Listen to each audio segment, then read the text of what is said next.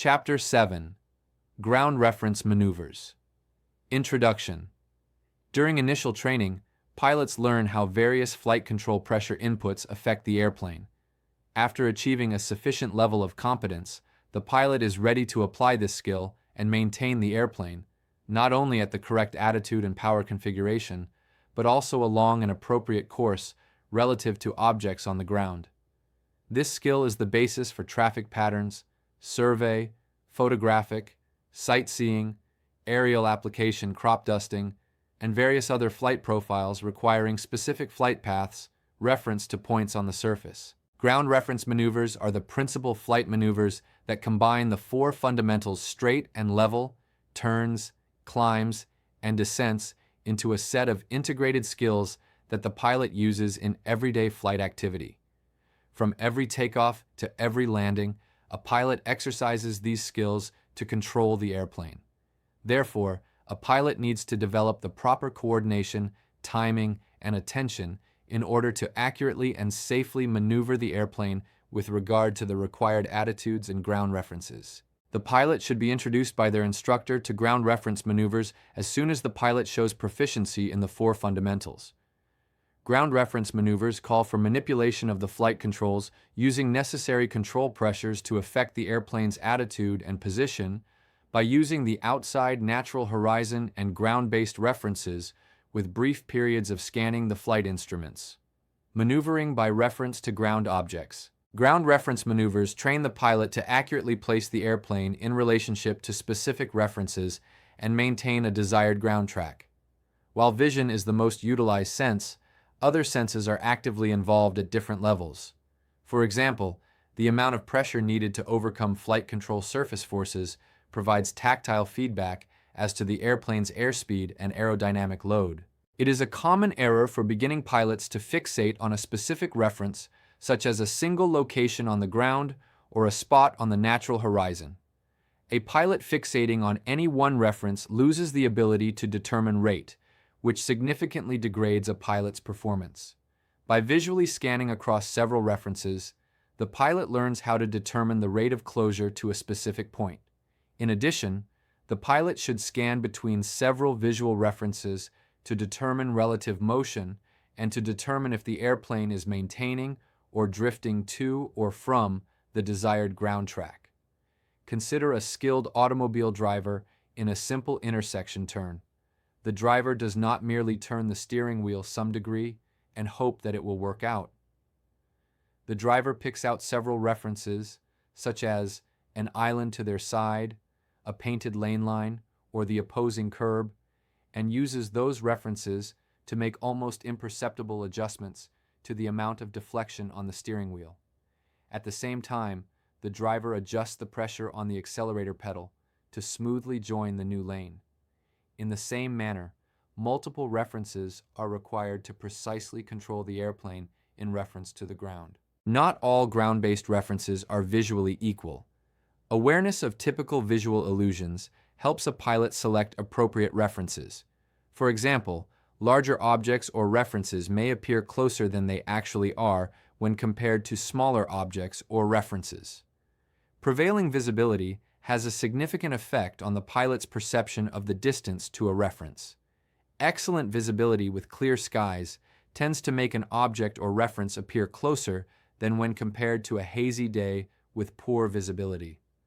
Rain can alter the visual image in a manner creating an illusion of being at a higher than actual altitude, and brighter objects or references may appear closer than dimmer objects.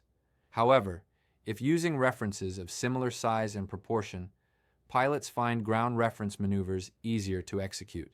Ground-based references can be numerous. Examples include breakwaters, canals, fence lines, field boundaries, highways, railroad tracks, roads, pipelines, power lines, water tanks, and many other objects. However, choices can be limited by geography, population density, infrastructure, or structures. The pilot should consider the type of maneuver being performed, altitude at which the maneuver will be performed, emergency landing requirements, density of structures, wind direction, visibility, and the type of airspace when selecting a ground-based reference. Ground reference maneuvers develop a pilot's division of attention skill. A pilot needs to control the airplane's attitude while tracking a specific path over the ground. In addition, the pilot should be able to scan for hazards such as other aircraft, prepare for an emergency landing should the need arise, and scan the flight and engine instruments at regular intervals to ensure that a pending situation, such as decreasing oil pressure, does not turn into an unexpected incident. Ground reference maneuvers place the airplane in a low-altitude environment with associated hazards. Pilots should look for other aircraft, including helicopters, and look for obstructions such as radio towers and wires. In addition, pilots should consider engine failure and have one or more locations available for an emergency landing. Pilots should always clear the area with two 90-degree clearing turns looking to the left and the right, as well as above and below the airplane. The maneuver area should not cause disturbances and be well away from any open air assembly of persons, congested areas of a city, town, or settlement, or herd of livestock. Before performing any maneuver, the pilot should complete the required checklist items, make any radio announcements, such as on a practice area frequency, and safety clearing turns. As a general note, a ground reference maneuver should not exceed a bank angle of 45 degrees or an airspeed greater than the maneuvering speed. As part of pre-flight planning, the pilot should determine the predicted POHAFM stall speed at 50 degrees or at the highest bank angle expected during the maneuver to assure there will be a safety margin above the stall speed during the maneuver. Drift and ground track control. Wind direction and velocity variations create the need for flight path corrections during a ground reference maneuver. In a similar way that water currents affect the progress of a boat or ship, wind directly influences the path that the airplane travels in reference to the ground. Whenever the airplane is in flight, the movement of the air directly affects the actual ground track of the airplane. For example, an airplane is traveling at 90 knots, 90 nautical miles per hour, and the wind is blowing from right to left at 10 knots. The airplane continues forward at 90 knots, but also travels left 10 nautical miles for every hour of flight time. If the airplane, in this example, doubles its speed to 180 knots, it still drifts laterally to the left 10 nautical miles every hour. Unless in still air, traveling to a point on the surface requires compensation for the movement of the air mass. Ground reference maneuvers are generally flown at altitudes between 600 and 1,000 feet above ground level, AGL. The pilot should consider the following when selecting the maneuvering altitude. The lower the maneuvering altitude, the faster the airplane appears to travel in relation to the ground. Drift should be easily recognizable from both sides of the airplane. The altitude should provide obstruction clearance of no less than 500 feet vertically above the obstruction and 2,000 feet horizontally. In the event of an engine failure, lower altitudes equate to less time to configure the airplane and reduced gliding distance before a forced landing. What specific altitude or altitude range does the testing standard call for? Correcting drift during straight and level flight. When flying straight and level and following a selected straight line direct ground track, the preferred method of correcting for wind drift is to angle the airplane sufficiently into the wind to cancel the effect of the sideways drift caused by the wind. The wind speed, the angle between the wind direction and the airplane's longitudinal axis, and the airspeed of the airplane determine the required wind correction angle. For example, an airplane with an airspeed of 100 knots in an air mass moving at 20 knots directly from the side should turn 12 degrees into the wind to cancel the airplane's drift. If the wind in the above example is only 10 knots, the wind correction angle required to cancel the drift is 6 degrees. When the drift has been neutralized by heading the airplane into the wind, the airplane will fly the direct straight ground track. To further illustrate this point, if a boat is crossing a river and the river's current is completely still, the boat could head directly to a point on the opposite shore on a straight course without any drift. However, rivers tend to have a downstream current that needs to be considered if the captain wants the boat to arrive at the opposite shore using a direct straight path. Any downstream current pushes the boat sideways and downstream at the speed of the current. To counteract this downstream movement, the boat needs to move upstream at the same speed as the river is moving the boat downstream. This is accomplished by angling the boat upstream to counteract the downstream flow. If done correctly, the boat follows a direct straight track across the river to the intended destination point. A slower forward speed of the boat or a faster river current requires a greater angle to counteract the drift. As soon as the pilot lifts off the surface and levels the wings in a crosswind, the airplane begins tracking sideways. The force of the crosswind acts on the mass of the airplane, and the speed of drift increases up to the speed of the crosswind component. A wind that is directly to the right or the left at a 90-degree angle will cause the airplane to accelerate sideways at the same speed as the wind. When the wind is halfway between the side and the nose of the airplane at a 45-degree angle, it causes a sideways drift up to just over 70% of the total speed of the wind. It should be understood that pilots do not calculate the required drift correction angles for ground reference maneuvers. They merely use the references and adjust the airplane's relationship to those references to cancel any drift. The ground speed of the airplane is also affected by the wind. As the wind direction becomes parallel to the airplane's longitudinal axis, the magnitude of the wind's effect on the ground speed is greater. As the wind becomes perpendicular to the longitudinal axis, the magnitude of the wind's effect on the ground speed is less.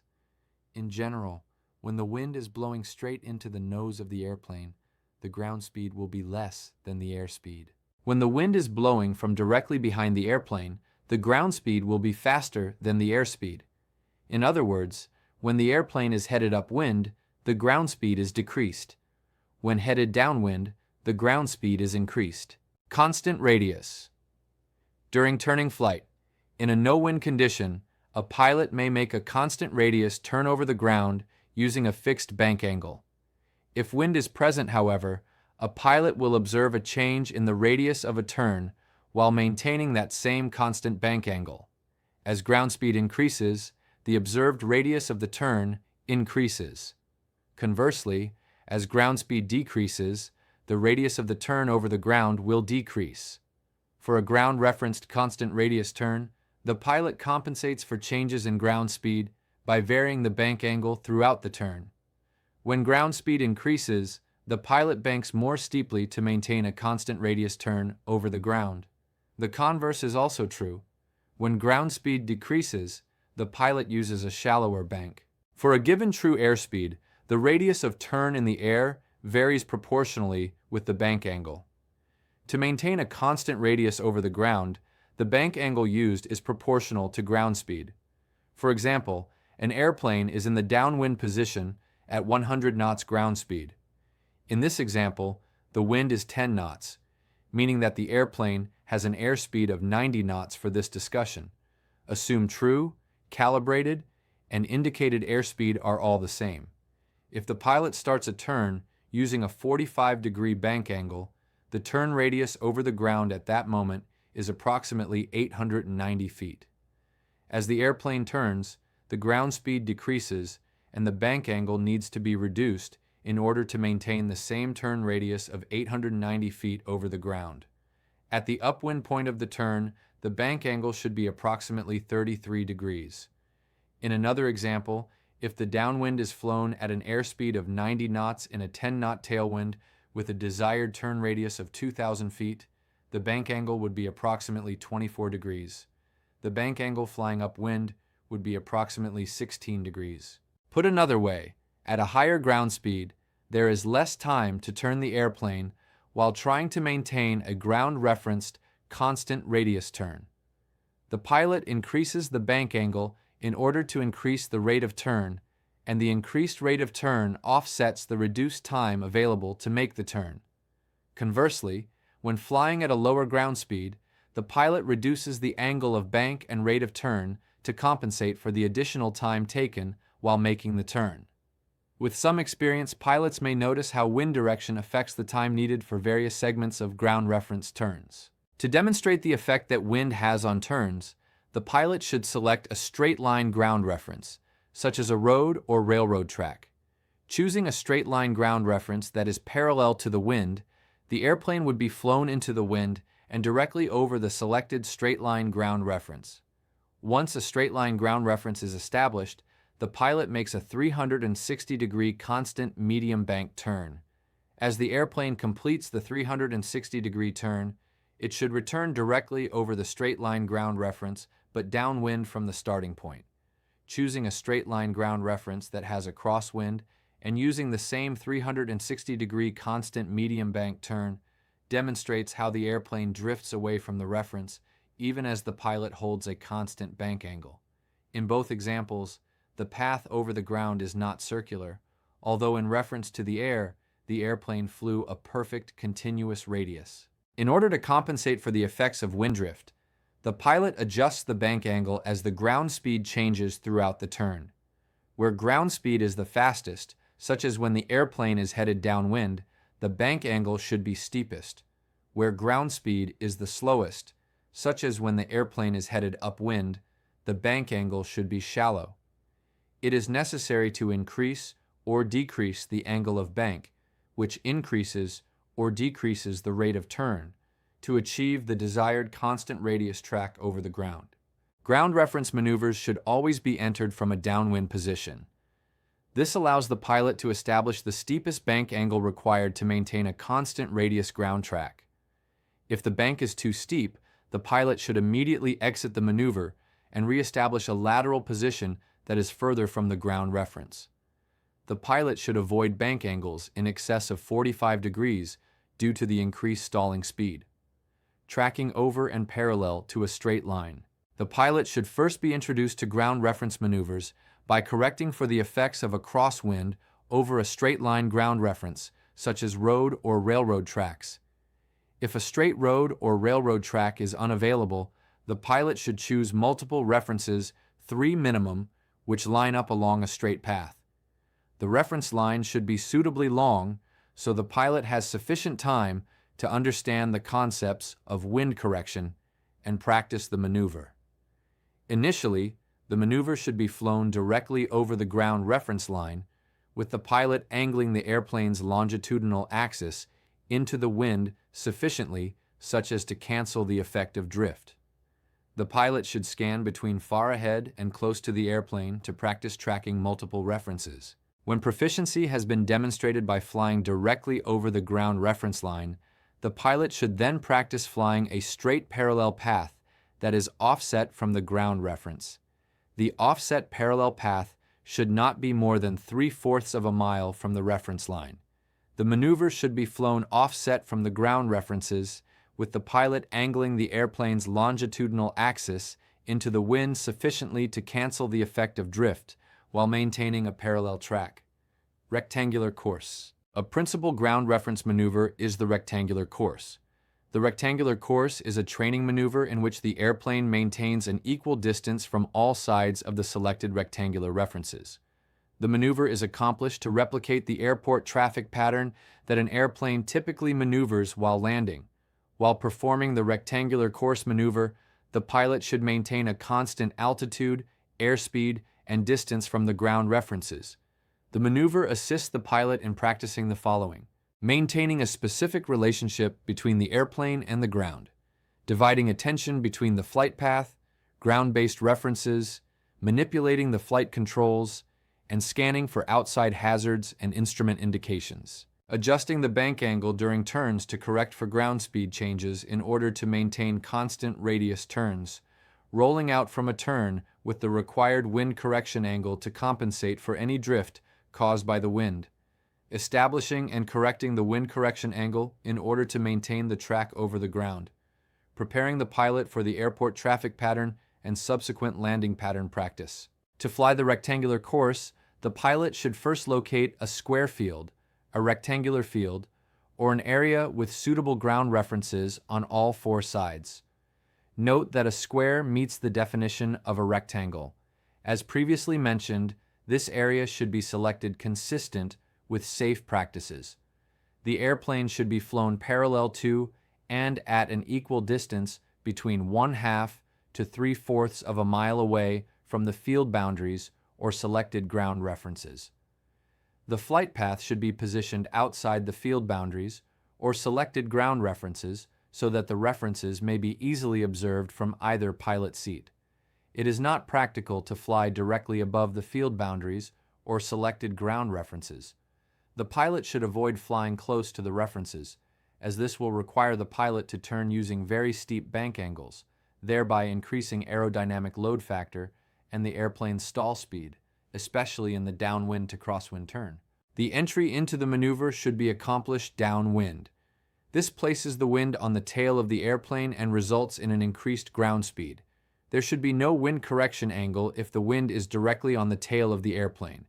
However, a real-world situation often results in some drift correction. The turn from the downwind leg onto the base leg is entered with a relatively steep bank angle. The pilot should roll the airplane into a steep bank with rapid but not excessive coordinated aileron and rudder pressures. As the airplane turns onto the following base leg, the tailwind lessens and becomes a crosswind. The bank angle is reduced gradually with coordinated aileron and rudder pressures. The pilot should be prepared for the lateral drift and compensate by turning more than 90 degrees angling toward the inside of the rectangular course. The next leg is where the airplane turns from a base leg position to the upwind leg. Ideally, on the upwind, the wind is directly on the nose of the airplane, resulting in a direct headwind and decreased ground speed. However, some drift correction may be necessary. The pilot should roll the airplane into a medium banked turn with coordinated aileron and rudder pressures. As the airplane turns onto the upwind leg, the crosswind lessens and becomes a headwind, and the bank angle is gradually reduced with coordinated aileron and rudder pressures. Because the pilot was angled into the wind on the base leg, the turn to the upwind leg is less than 90 degrees. The next leg is where the airplane turns from an upwind leg position to the crosswind leg. The pilot should slowly roll the airplane into a shallow banked turn, as the developing crosswind drifts the airplane into the inside of the rectangular course with coordinated aileron and rudder pressures. As the airplane turns onto the crosswind leg, the headwind lessens and becomes a crosswind. As the turn nears completion, the bank angle is reduced with coordinated aileron and rudder pressures. To compensate for the crosswind, the pilot maintains an angle into the wind toward the outside of the rectangular course, which requires the turn to be less than 90 degrees. The final turn is back to the downwind leg, which requires a medium banked angle and a turn greater than 90 degrees.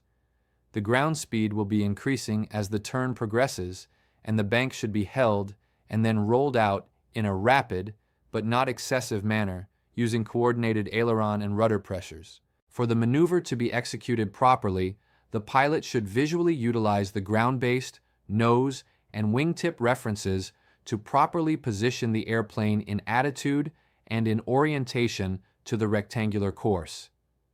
In order to maintain a constant ground-based radius during the turns, each turn requires the bank angle to be adjusted to compensate for the changing ground speed. The higher the ground speed, the steeper the bank.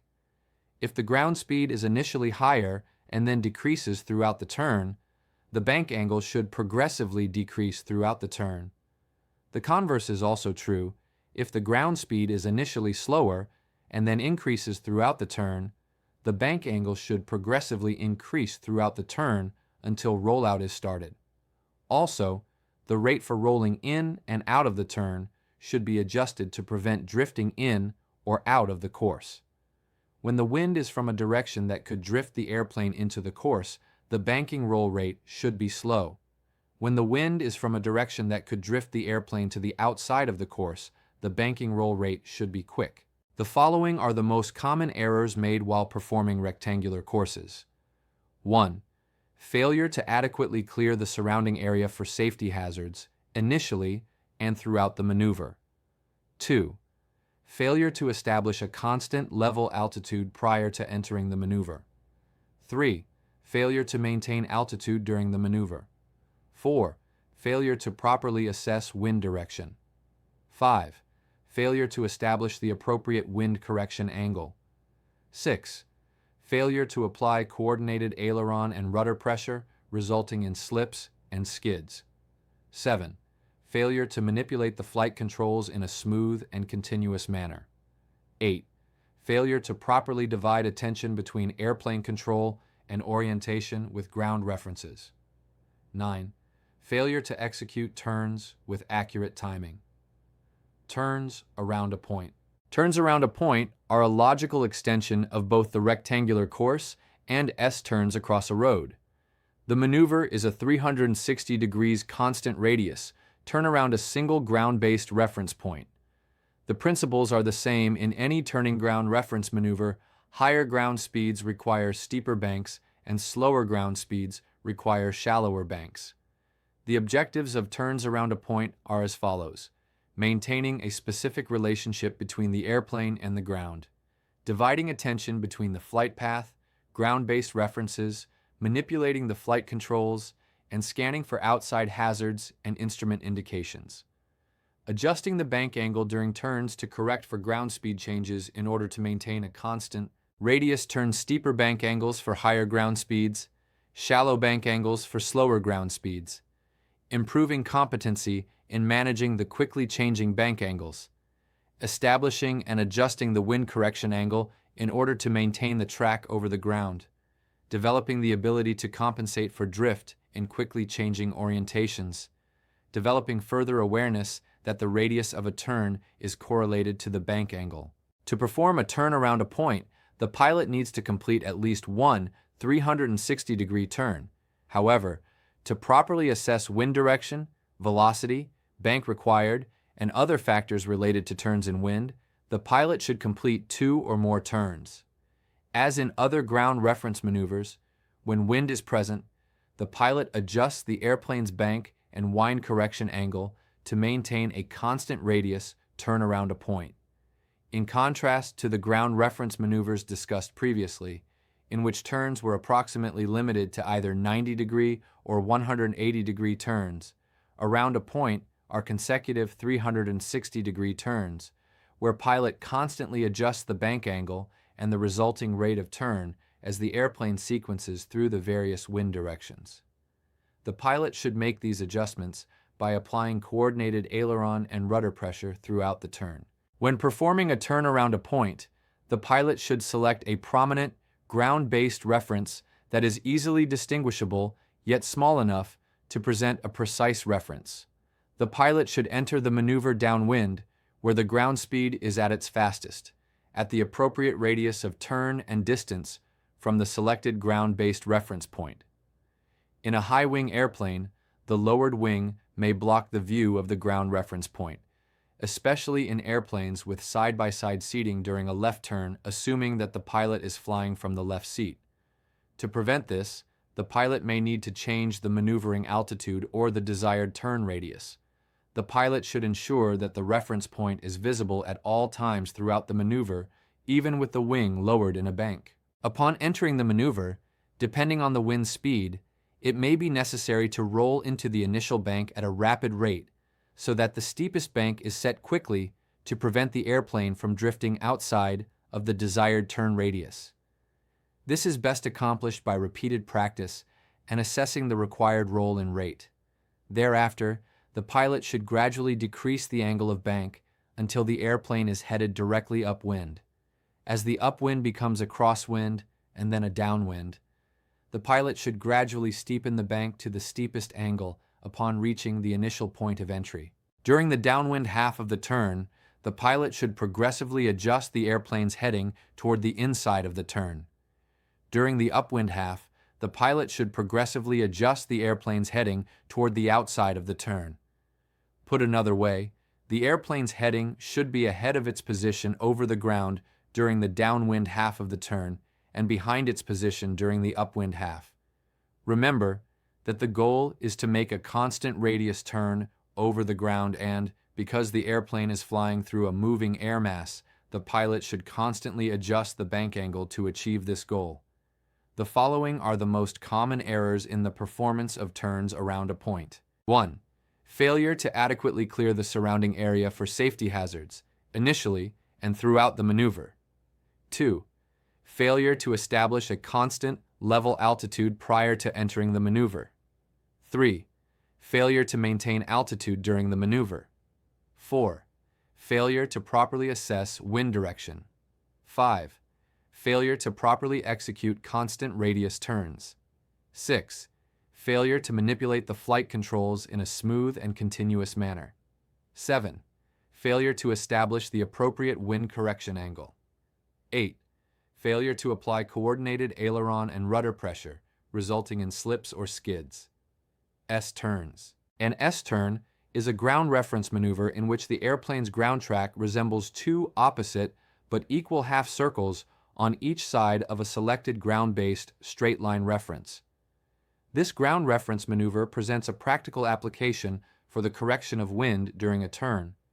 The objectives of S-turns across a road or line are as follows: maintaining a specific relationship between the airplane and the ground, dividing attention between the flight path, ground-based references, manipulating the flight controls, and scanning for outside hazards and instrument indications, adjusting the bank angle during turns to correct for ground speed changes in order to maintain a constant radius, turn steeper bank angles for higher ground speeds, shallow bank angles for slower ground speeds, rolling out from a turn with the required wind correction angle to compensate for any drift caused by the wind, establishing and correcting the wind correction angle in order to maintain the track over the ground, developing the ability to compensate for drift in quickly changing orientations, arriving at specific points on required headings. With the airplane in the downwind position, the maneuver consists of crossing a straight line ground reference at a 90 degrees angle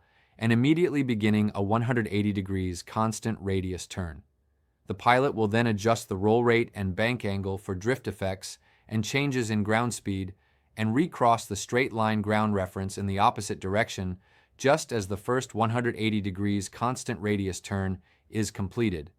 The pilot will then immediately begin a second 180 degrees constant radius turn in the opposite direction, adjusting the roll rate and bank angle for drift effects and changes in ground speed, again recrossing the straight line ground reference as the second 180 degrees constant radius turn is completed. If the straight line ground reference is of sufficient length, the pilot may complete as many as can be safely accomplished. In the same manner as the rectangular course, it is standard practice to enter ground-based maneuvers downwind where ground speed is greatest. As such, the roll into the turn should be rapid but not aggressive, and the angle of bank should be steepest when initiating the turn. As the turn progresses, the bank angle and the rate of rollout should be decreased as the ground speed decreases to ensure that the turn's radius is constant. During the first turn, when the airplane is at the 90 degrees point, it will be directly crosswind. In addition to the rate of rollout and bank angle, the pilot should control the wind correction angle throughout the turn. Controlling the wind correction angle during a turn can be complex to understand. The concept may be understood by comprehending the difference between the number of degrees that the airplane has turned over the ground versus the number of degrees that the airplane has turned in the air. As an example, assume the airplane is exactly crosswind, meaning directly at a point that is 90 degrees to the straight-lined ground reference. In this example, if the wind requires a 10-degree wind correction angle for this example, this is a left turn with the crosswind from the left. The airplane would be at a heading that is 10 degrees ahead when directly over the 90-degree ground reference point. In other words, the first 90-degree track over the ground would result in a heading change of 100 degrees, and the last 90-degree track over the ground would result in 80 degrees of heading change. As the turn progresses from a downwind position to an upwind position, the pilot should gradually decrease the bank angle with coordinated aileron and rudder pressure. The pilot should reference the airplane's nose, wingtips, and the ground references and adjust the rollout timing so that the wings become level just as the airplane crosses the straight line ground reference at the proper heading, altitude, and airspeed. As the airplane recrosses the straight-line ground reference, the opposite turn begins. There should be no delay in rolling out from one turn and rolling into the next turn. Because the airplane is now upwind, The roll-in should be smooth and gentle, and the initial bank angle should be shallow. As the turn progresses, the wind changes from upwind to crosswind to downwind. In a similar manner described above, the pilot should adjust the bank angle to correct for changes in ground speed. As the ground speed increases, the pilot should increase the bank angle to maintain a constant radius turn over the ground. At the 90-degree crosswind position, the airplane should also have the correct wind correction angle. As the airplane turns downwind and the ground speed increases, the bank angle should be increased so that the rate of turn maintains a constant radius turn. The following are the most common errors made while performing S-turns across a road. 1. Failure to adequately clear surrounding area for safety hazards, initially and throughout the maneuver. 2. Failure to establish a constant, level altitude prior to entering the maneuver. 3. Failure to maintain altitude during the maneuver. 4. Failure to properly assess wind direction. 5. Failure to properly execute constant radius turns. 6. Failure to manipulate the flight controls in a smooth and continuous manner when transitioning into turns. 7. Failure to establish the appropriate wind correction angle. 8. Failure to apply coordinated aileron and rudder pressure, resulting in slips or skids. Elementary eights. Elementary eights are a family of maneuvers in which each individual maneuver is one that the airplane tracks a path over the ground similar to the shape of a figure 8. There are various types of eights, progressing from the elementary to advanced types. Each eight is intended to develop a pilot's flight control coordination skills, strengthen their awareness relative to the selected ground references, and enhance division of attention so that flying becomes more instinctive than mechanical. Eights require a greater degree of focused attention to the selected ground references. However, the real significance of eights is that the pilot develops the ability to fly with precision. Elementary eights include eights along a road, eights across a road, and eights around pylons. Each of these maneuvers is a variation of a turn around a point. Each eight uses two ground reference points about which the airplane turns first in one direction and then the opposite direction, like a figure 8. Eights maneuvers are designed for the following purposes: further development of the pilot's skill in maintaining a specific relationship between the airplane and the ground references, improving the pilot's ability to divide attention between the flight path and ground-based references, manipulation of the flight controls, and scanning for outside hazards and instrument indications during both turning and straight-line flight. Developing the pilot's skills to visualize each specific segment of the maneuver and the maneuver as a whole prior to execution. Developing a pilot's ability to intuitively manipulate flight controls to adjust the bank angle during turns to correct for ground speed changes in order to maintain constant radius turns and proper ground track between ground references. Eights. Along a road. An eight along a road is a ground reference maneuver in which the ground track consists of two opposite 360-degree adjacent turns. An imaginary line drawn through the center of each 360-degree turn is perpendicular to the straight-line ground reference road, railroad tracks, fence line, pipeline right-of-way, etc., as illustrated in Figure 7.7. Like the other ground reference maneuvers, the objective is to further develop division of attention while compensating for drift, maintaining orientation with ground references, and maintaining a constant altitude. Although eights along a road may be performed with the wind blowing parallel or perpendicular to the straight-line ground reference, only the perpendicular wind situation is explained since the principles involved are common to each. The pilot should select a straight-line ground reference that is perpendicular to the wind and position the airplane parallel to and directly above the straight-line ground reference. Since this places the airplane in a crosswind position, the pilot should compensate for the wind drift with an appropriate wind correction angle. The following description is illustrated in Figure 7.7. The airplane is initially in a crosswind position, perpendicular to the wind and over the ground-based reference. The first turn should be to the right, toward a downwind position, starting with a steepening bank. When the entry is made into the turn, it requires that the turn begin with a medium bank and gradually steepen to its maximum bank angle when the airplane is directly downwind. As the airplane turns from downwind to crosswind, the bank angle needs to be gradually reduced since ground speed is decreasing. However, half of the reduction in ground speed occurs during the first 2/3 of the turn from downwind to crosswind. The pilot needs to control the bank angle as well as the rate at which the bank angle is reduced so that the wind correction angle is correct. Assuming that the wind is coming from the right side of the airplane heading should be slightly ahead of its position over the ground. When the airplane completes the first 180 degree of ground track, it is directly crosswind, and the airplane should be at the maximum wind correction angle.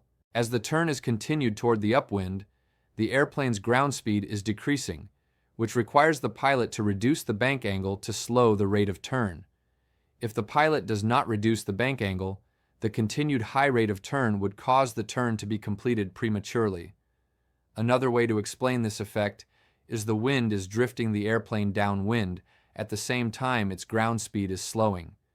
If the airplane has a steeper than required bank angle, its rate of turn will be too fast, and the airplane will complete the turn before it has had time to return to the ground reference. When the airplane is directly upwind, which is at 270 degrees into the first turn, the bank angle should be shallow with no wind correction.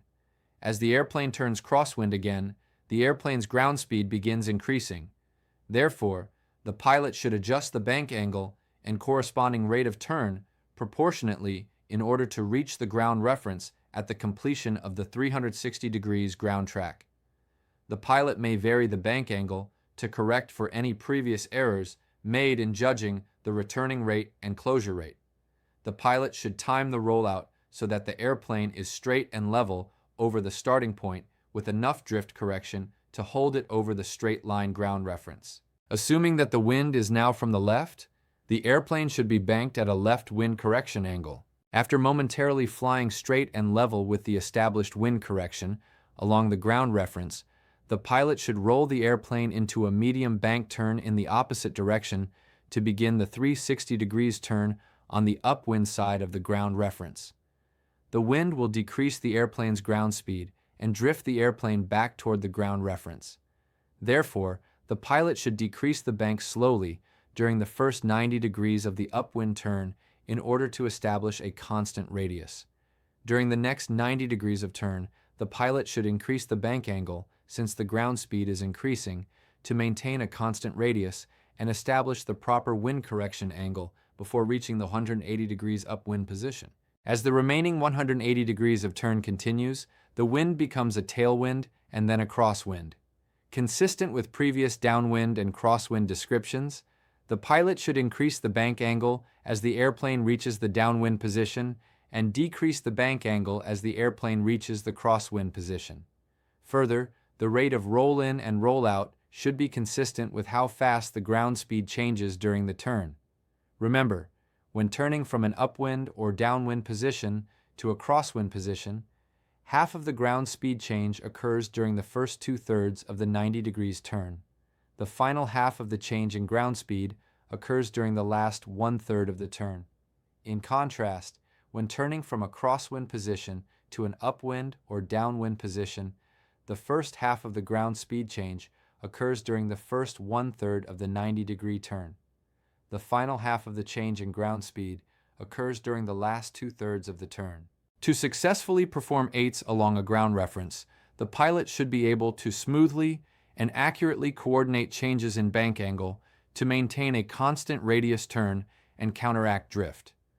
The speed in which the pilot can anticipate these corrections directly affects the accuracy of the overall maneuver and the amount of attention that can be directed towards scanning for outside hazards and instrument indications.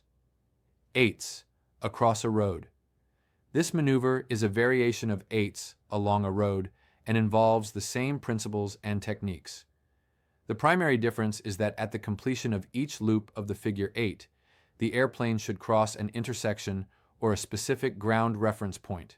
The loops should be across the road, and the wind should be perpendicular to the loops.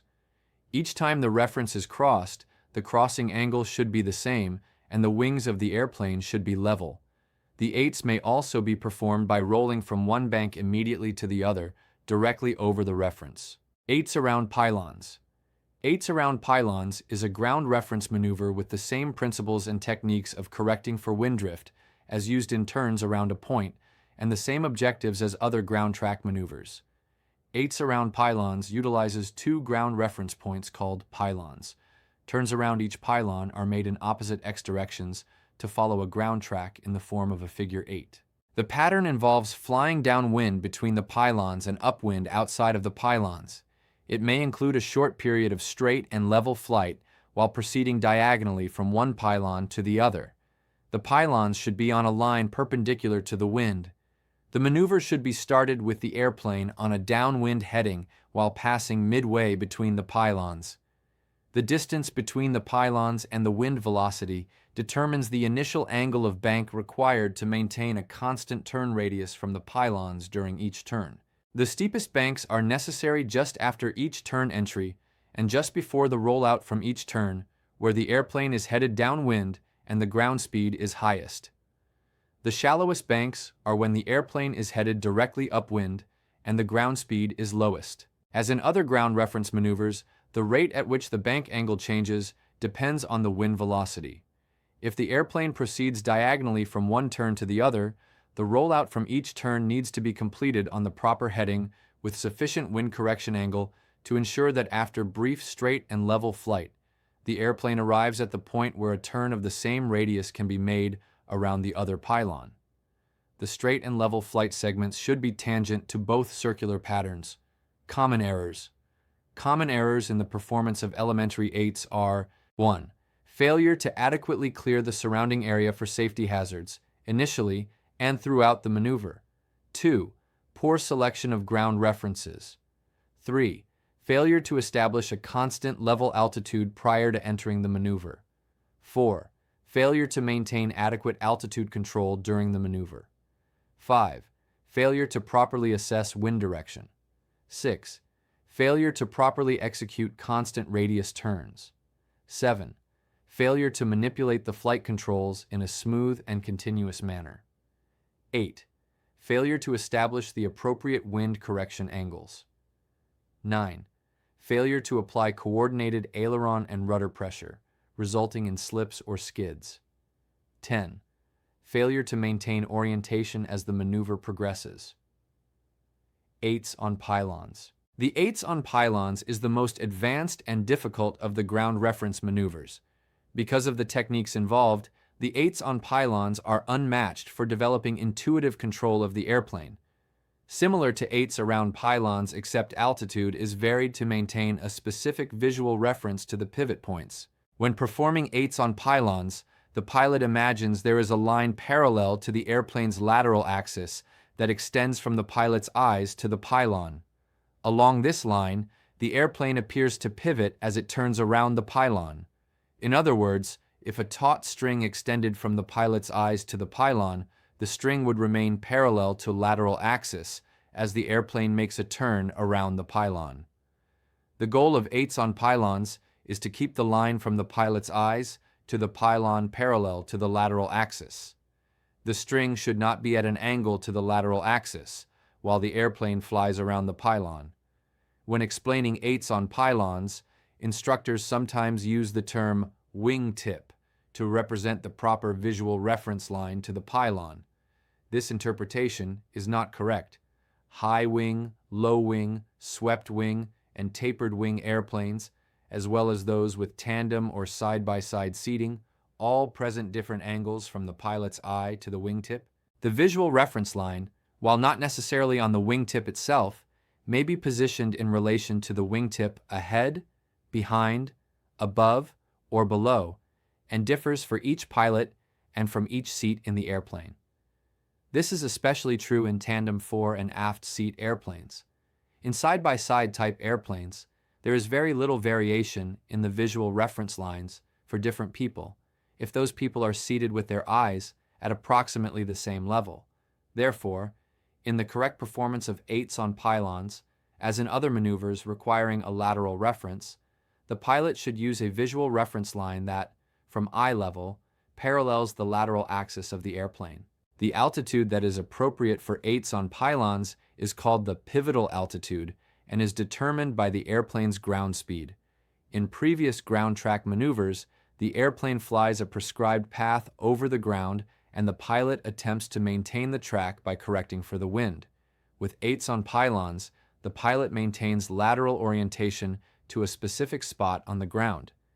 This develops the pilot's ability to maneuver the airplane accurately while dividing attention between the flight path and the selected pylons on the ground. An explanation of the pivotal altitude is also essential. First, a good rule of thumb for estimating the pivotal altitude is to square the ground speed, then divide by 15 if the ground speed is in miles per hour, or divide by 11.3 if the ground speed is in knots, and then add the mean sea level MSL altitude of the ground reference.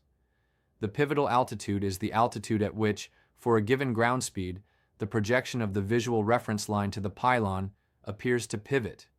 Visually, a taut string, if extended from the pilot's eyes to the pylon, would remain parallel to lateral axis as the airplane makes a turn around the pylon. The pivotal altitude does not vary with the angle of bank unless the bank is steep enough to affect the ground speed. Distance from the pylon affects the angle of bank. At any altitude above that pivotal altitude, the projected reference line appears to move rearward in a circular path in relation to the pylon. Conversely, when the airplane is below the pivotal altitude, the projected reference line appears to move forward in a circular path.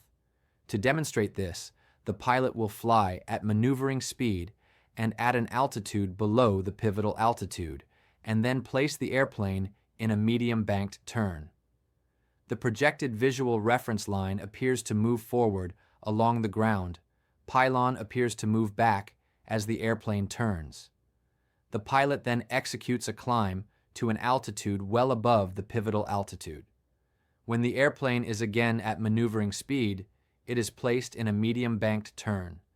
At the higher altitude, the projected visual reference line appears to move backward. Across the ground, pylon appears to move forward. After demonstrating the maneuver at a high altitude, the pilot should reduce power and begin a descent at maneuvering speed in a continuing medium bank turn around the pylon. The apparent backward movement of the projected visual reference line with respect to the pylon will slow down as altitude is lost and will eventually stop for an instant. If the pilot continues the descent below the pivotal altitude, the projected visual reference line with respect to the pylon will begin to move forward. The altitude at which the visual reference line ceases to move across the ground is the pivotal altitude. If the airplane descends below the pivotal altitude, the pilot should increase power to maintain airspeed while regaining altitude to the point at which the projected reference line moves neither backward nor forward, but actually pivots on the pylon. In this way, the pilot can determine the pivotal altitude of the airplane. The pivotal altitude changes with variations in ground speed. Since the headings throughout turns continuously vary from downwind to upwind, the ground speed constantly changes. This results in the proper pivotal altitude varying slightly throughout the turn.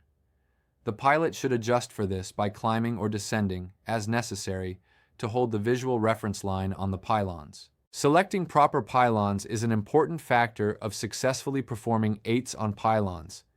They should be sufficiently prominent so the pilot can view them when completing the turn around one pylon and heading for the next. They should also be adequately spaced to provide time for planning the turns, but not spaced so far apart that they cause unnecessary straight and level flight between the pylons. The distance between the pylons should allow for the straight and level flight segment to last from 3 to 5 seconds.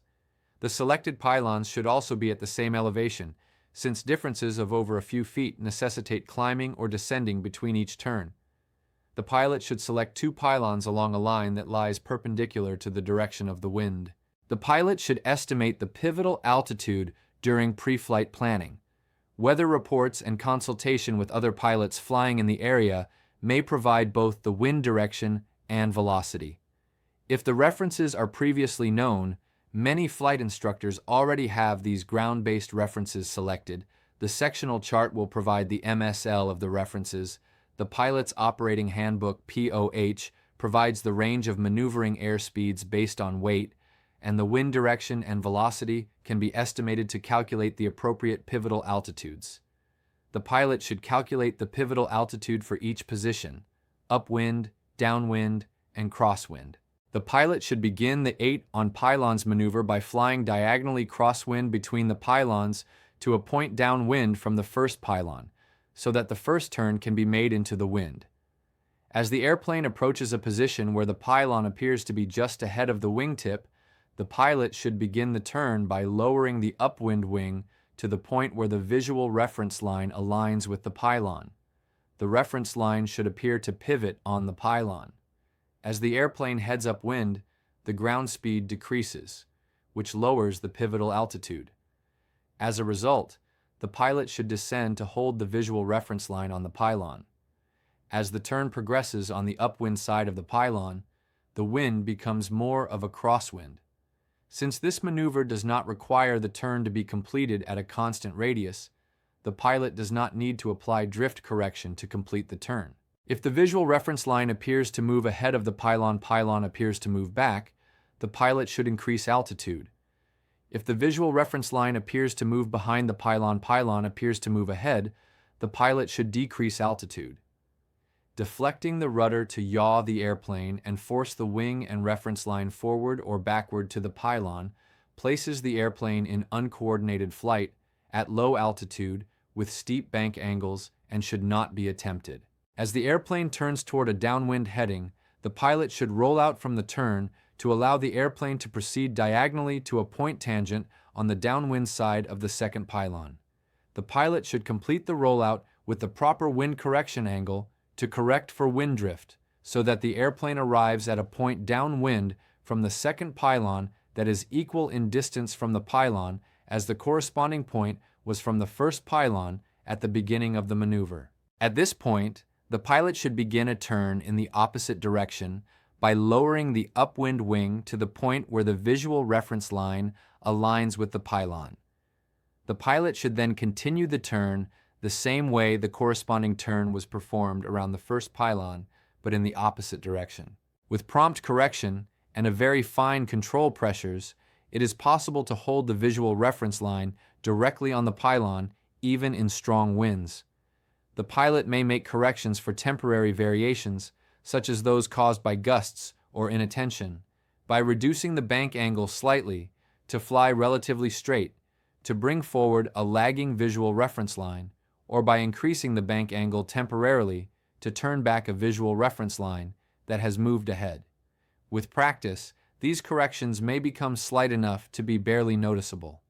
It is important to understand that variations in pylon position are according to the apparent movement of the visual reference line. Attempting to correct pivotal altitude by using the altimeter is ineffective. 8s on pylons are performed at bank angles ranging from shallow to steep.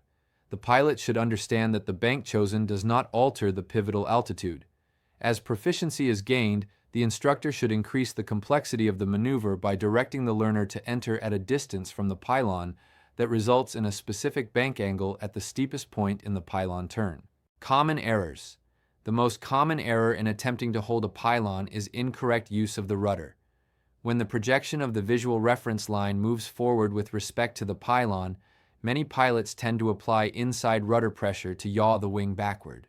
When the reference line moves behind the pylon, pilots tend to apply outside rudder pressure to yaw the wing forward. The pilot should use the rudder only for coordination. Other common errors in the performance of 8s on pylons are: 1.